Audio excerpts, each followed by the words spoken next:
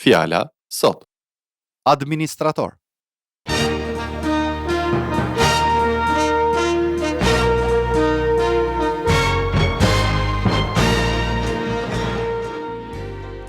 Përshëndetje dhe mirë se vini në këtë seri programesh nga pastorët Paul dhe Doug Schroeder, nga shërbesa Fjala sot. Fjala për sot është administrator. Administratori është një person që kujdeset për një sipërmarrje apo një pasuri sipas fjalorit të gjuhës shqipe. Sot ne ndeshim këtë fjalë më shpesh në kontekste të ndryshme sociale, por në thelb është i njëjti kuptim dhe i njëjti parim. Kujdes për mbarvajtjen e një biznesi, një kompanie, madje edhe të një ndërtese banimi. Por a keni menduar ndonjëherë që secili prej nesh është një administrator? Ndiqni programin tonë të sotëm për të mësuar se të jesh administrator i mirë, do të thotë të jesh besnik me gjithçka që Perëndia të ka besuar, do të thotë të përdorësh me mençuri burimet që ke për të mirën tënde, por edhe për të ndihmuar njerëzit në nevojë.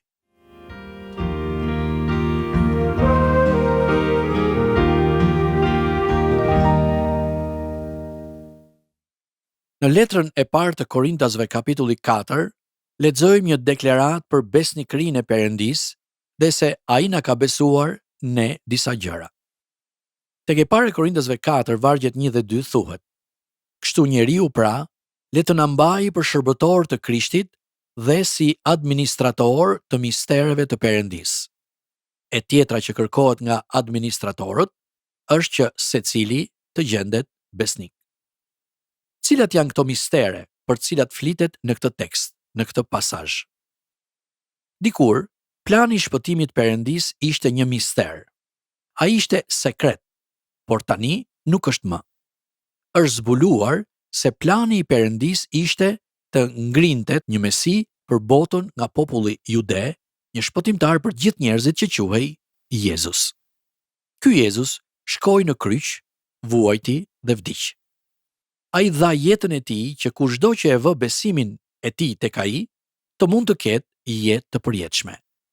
Të gjitha mëkatet tuaja mund të falen kur ju ktheheni tek Perëndia. Kjo quhet pendes. Ju pendoheni për mëkatet tuaja dhe largoheni nga jeta juaj e mëparshme që ishte e mbushur me paullësi e ligësi. Pastaj me sinqeritet, kërkoni që Jezusi të bëhet Zoti dhe shpëtimtari juaj dhe filloni të jetoni një jetë të re në të, sepse keni marrë shpëtimin në të. Ky ishte një mister i madh. Shumë njerëz në botë nuk e dinin planin derisa Jezusi erdhi. Kështu tani, të krishterët janë mbartësit e këtyre gjërave sekrete të Perëndisë.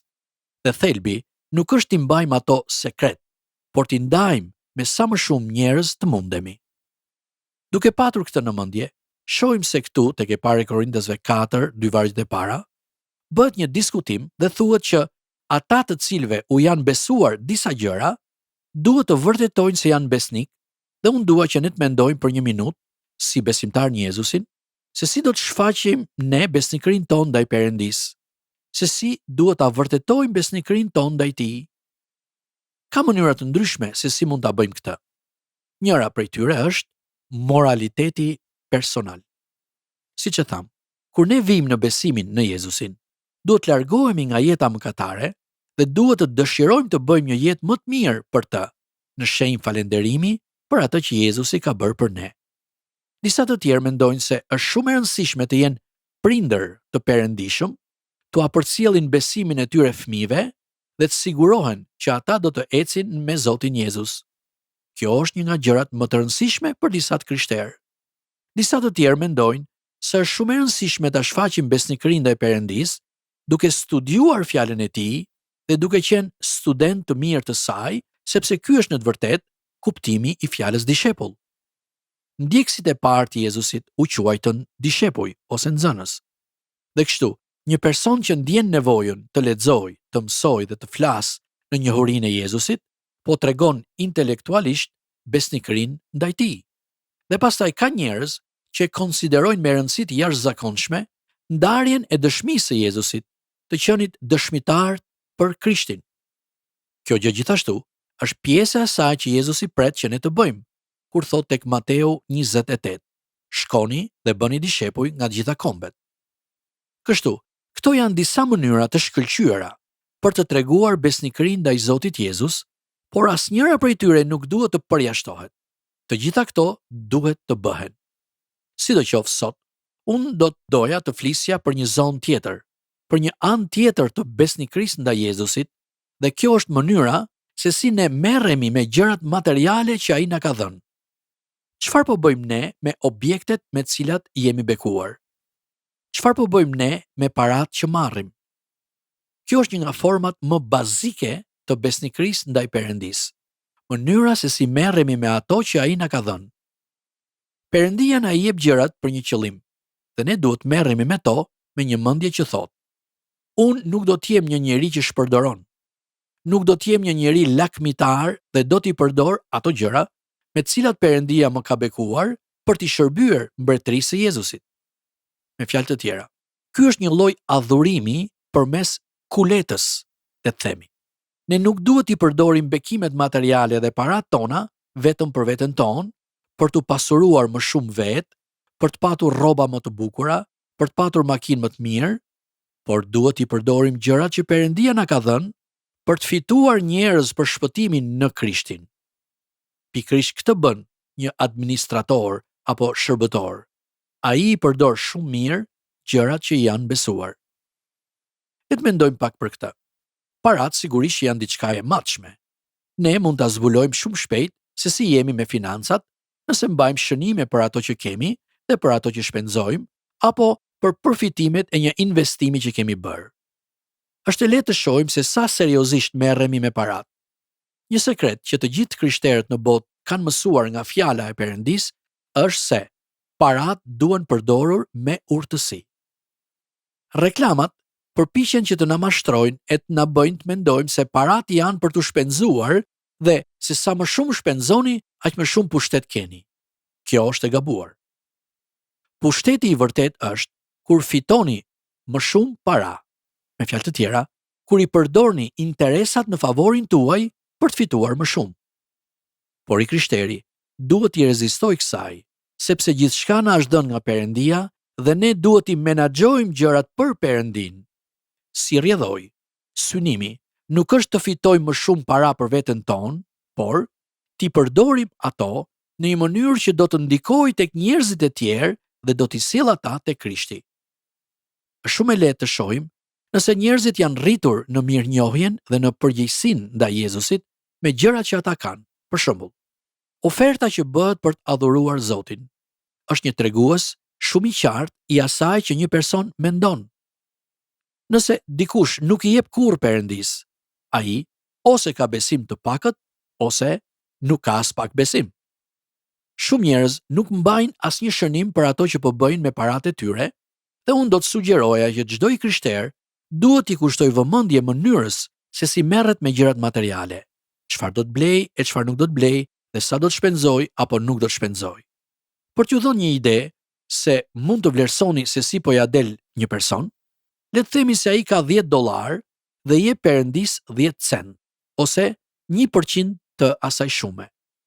Kjo shumë është qesharake, sidomos nëse personi nuk është i varfër e nuk ka përgjegjësi. Një krishter duhet ta fillojë të dhjetën me 10%, pra me $1 nga 10. Kjo konsiderohet një pikë fillimi dhe i krishteri duhet të fillojë nga kjo shumë e sipër. Tani është e qartë se sa më shumë para dhe gjëra të ketë dikush, aq më mirë duhet i menaxhojë ato dhe aq më shumë duhet të japë për mbretërinë, për të varfrit e për të burgosurit.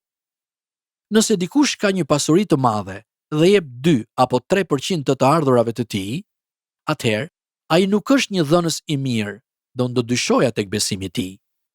Dyshoj se shumë individ që nuk duan të ndahen nga gjërat materiale, nuk janë besimtar të vërtet.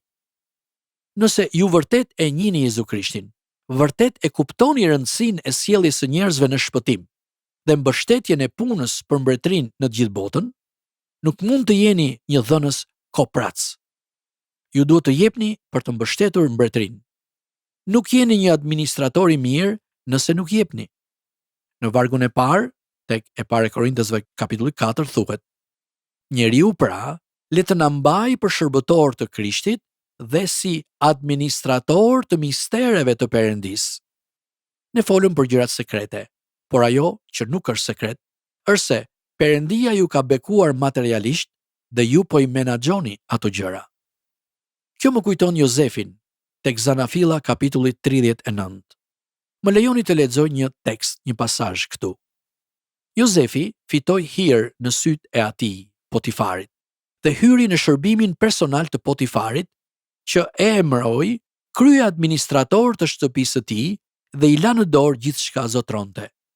Nga çasti që e bëri krye administrator të shtëpisë së tij dhe për gjithçka që zotronte, Zoti e bekoi shtëpinë e Egjiptasit për shkak të Jozefit. Jozefi ishte sklav, shërbëtori i Potifarit, por Perëndia e bekoi atë sepse Jozefi e përdori me urtësi atë që i ishte dhënë. Ai e zhvilloi atë dhe kjo është ajo që të krishterët duhet bëjnë. Ne duhet marrim gjithçka që Perëndia na jep dhe ta përdorim atë mirë e të mos e shpërdorojmë kot. Kjo është arsyeja pse të krishterët nuk i bëjnë disa gjëra. Krishterët nuk mund të shpenzojnë në veshje, makina e gjëra të shtrenjta për të patur kënaqësitë menjëhershme nga objektet materiale. Kjo është idhujtari. Ky është adhurim i atij që shkrimi e quan mamon, gjërave materiale në vend të Perëndisë së vërtet. Nëse ju jeni vërtet një ndjekës i Jezu Krishtit, nuk do t'i ktheni objektet në perëndi të rreme. Një gjë tjetër që të krishterët nuk duhet të bëjnë: kumari ose bixhozi. Të krishterët nuk i hedhin parat kot në gjëra që supozohet të jenë fatësjellëse. Ne duhet të besojmë tek Perëndia i vërtet, t'i mbajmë syt tek ai dhe të menaxhojmë mirë gjithçka që ai na ka dhënë. Kumari nuk është menaxhim i mirë, por është shpërdorim dhe mundësitë për sukses janë jashtëzakonisht të ulta. Kjo është arsyeja pse unë nuk luaj kumar. Unë nuk dua të shpërdoroj atë që Perëndia më ka dhënë. Ai pret që ne t'i menaxhojmë mirë gjërat që na ka dhënë. Unë dua që ju të mendoni për mënyrën se si po i menaxhoni ato që Perëndia ju ka dhënë. Ai ju ka dhënë shpëtimin në Jezu Krishtin, por të gjitha këto gjëra të tjera që ju merrni, përfshirë këtu edhe parat, janë bekime prej tij, dhe ai ju ka besuar që ju t'i përdorni me mençuri. Ju duhet jeni menaxher, administrator të gjërave të Perëndisë dhe gjithçka që ju keni është një hua nga Perëndia. Të gjitha ato do të zhduken, sipas 2 Pjetrit kapitulli 3. Deri në kthimin e Jezusit, përdorini ato me mençuri. Perëndia do t'ju kërkoj llogari për mënyrën se si i keni menaxhuar gjërat që ai ju ka besuar.